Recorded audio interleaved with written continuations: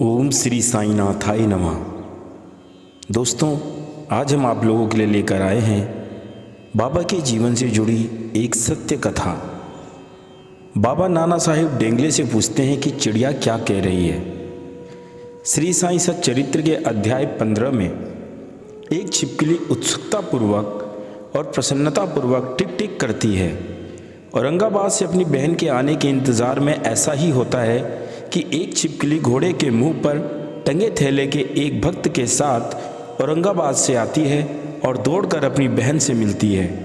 बाबा उस भक्त को उत्तर देते हैं कि जिसने छिपकली के टिक टिक करने के बारे में पूछा होता है, यह छिपकली अति हर्षित है क्योंकि उसकी बहन उसे औरंगाबाद से मिलने आ रही है।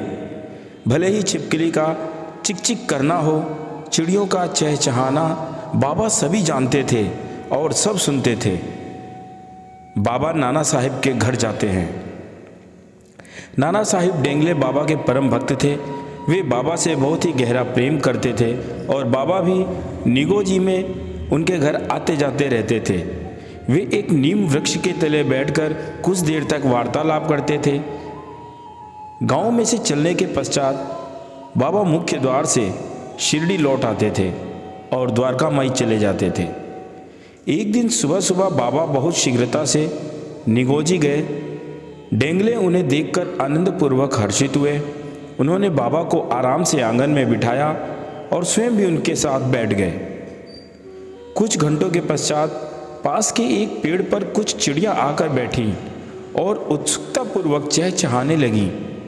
नाना चुप होकर उनको सुनने लगे।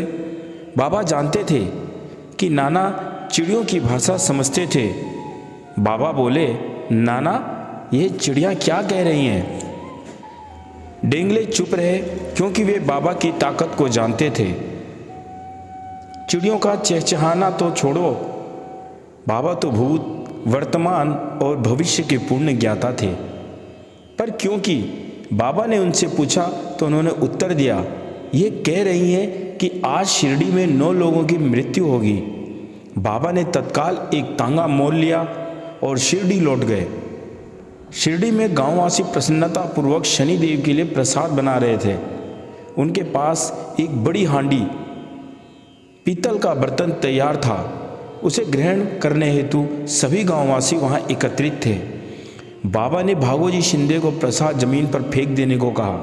बाबा सीधे द्वारका माई गए और भागोजी शिंदे को शीघ्र बुला लाने के लिए संदेश भेजा। भागोजी तत्काल ही आ गए और बोले, बाबा, आपने मुझे बुलाया? बाबा बोले, जल्दी शनि मंदिर जाओ और सारा प्रसाद जमीन पर फेंक दो। भागोजी यह सुनकर आश्चर्यचकित रह गए, परंतु क्योंकि यह बाबा का आदेश था, उन्होंने पूरा कार्य संपन्न किया और दौड़कर द्वारका माई आ गए और बाबा के चरणों में शरण ली।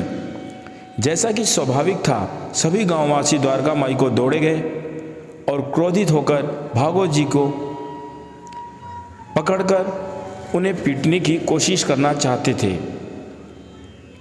लेकिन उन्होंने भागोजी की अपहरण करने की हरकत के बारे में बाबा से शिकायत की। बाबा शांतिपूर्वक बोले, मैंने ही उन्हें ऐसा करने का आदेश दिया था। अब जाकर देखो कि उस प्रसाद में क्या था।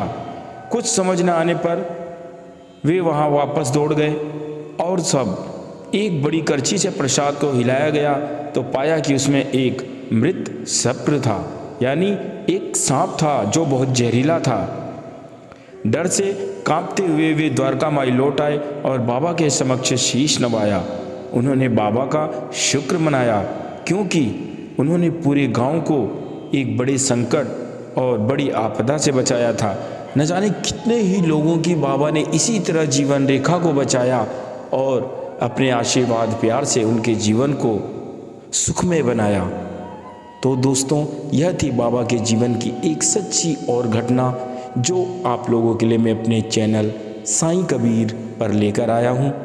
दोस्तों, इसी प्रकार की बाबा से जुड़ी तमाम बातों को जानने के लिए आप हमारे चैनल को सब्सक्राइब करके बेल आइकन को प्रेस करें ताकि